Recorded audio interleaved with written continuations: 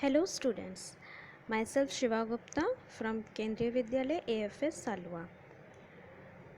So today we will continue the chapter life processes. This is the part 3 of this lesson, and here we will continue about the respiration. We have already talked about nutrition and mode of nutrition. So we will continue here about respiration. The food materials whatever we are taking in will give us energy when the organism utilize oxygen for the food material to break down into carbon dioxide and the other materials.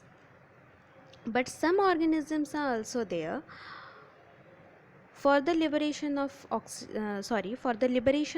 energy. They do not require oxygen. So basing on this presence or absence of oxygen, respiration is of two types, that is aerobic and anaerobic respiration. Aerobic respiration means it takes place in presence of oxygen, while anaerobic respiration means it takes place in absence of oxygen. In aerobic respiration,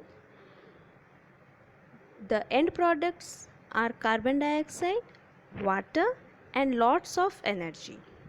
You can see the equation here, that is glucose is acted upon oxygen and then the resultant is carbon dioxide, water and 686 kilocalorie of energy.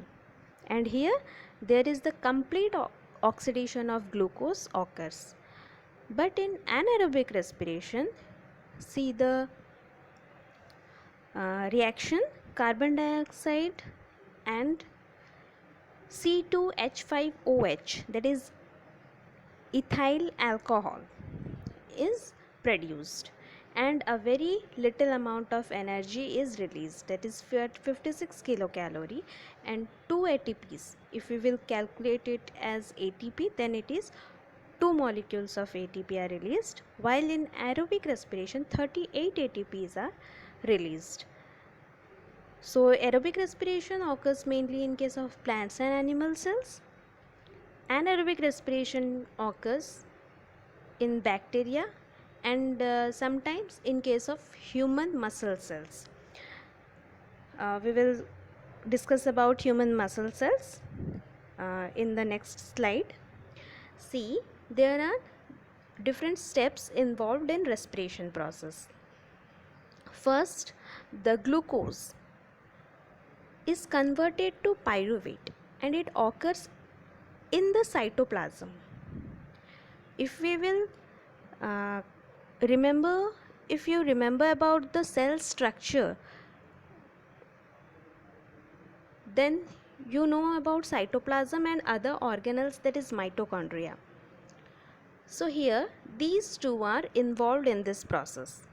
Glucose is first converted to pyruvate in cytoplasm, then this pyruvate enters into mitochondria and then in the presence of oxygen, carbon dioxide, water and energy is released. But sometimes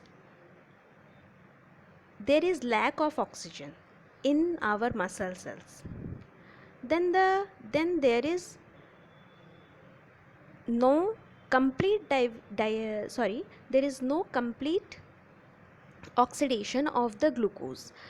So in the lack of oxygen, the glucose converted to pyruvate and then pyruvate will not convert to give carbon dioxide, rather it converted to lactic acid and a small amount of energy is released.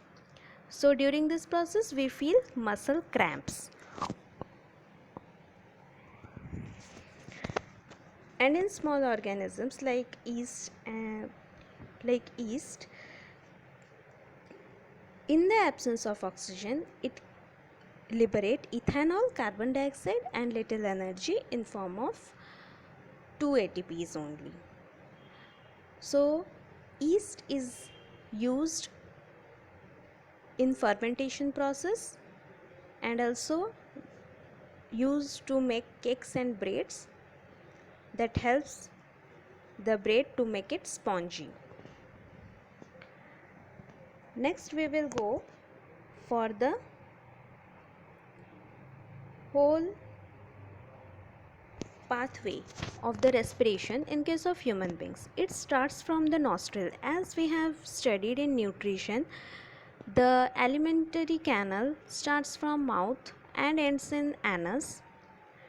That's so in respiration also the pathway starts from the nostril and the main gaseous exchange occurs in the alveoli. Here from the nostril it will pass to the nasal chamber, then nasopharynx or larynx, then it goes to trachea, then right primary bronchi. See here the trachea is divided into two parts, that is right primary bronchi and left primary bronchi. If we will go to the picture then you can clear it. See in the picture the trachea is the windpipe. It is divided into two parts and goes to the two lungs, and it forms right primary bronchi and then left primary bronchi, and these bronchi are further branched and there are much divisions.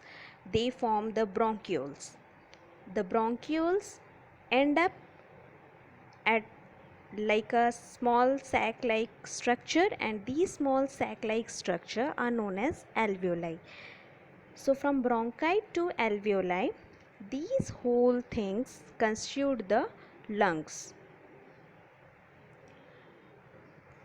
So here see what happens. The blood vessels bring carbon dioxide from the rest of the body for release into alveoli, and oxygen from the alveolar sac is taken up by blood vessels to be transported to all cells in the body. And here you can see our lungs and heart are covered through the rings of cartilage that ensure that the air passage does not collapse. So this is the whole process of respiration. During mechanism of breathing, if we will talk about the mechanism of breathing, then it includes the intake and inhalation and exhalation process. What happens during inspiration? During inspiration or inhalation, the ribs lift up and diaphragm contracts so that chest cavity increase so as to provide more space for air rich in oxygen and get in. Whereas in expiration or exhalation, ribs relaxes and also the diaphragm decrease. So the chest cavity decrease and the air rich in carbon dioxide release out of the chest cavity. So this is all about our respiration process.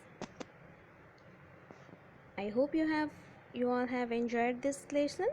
If you have any doubt, then let me know. Thank you everyone.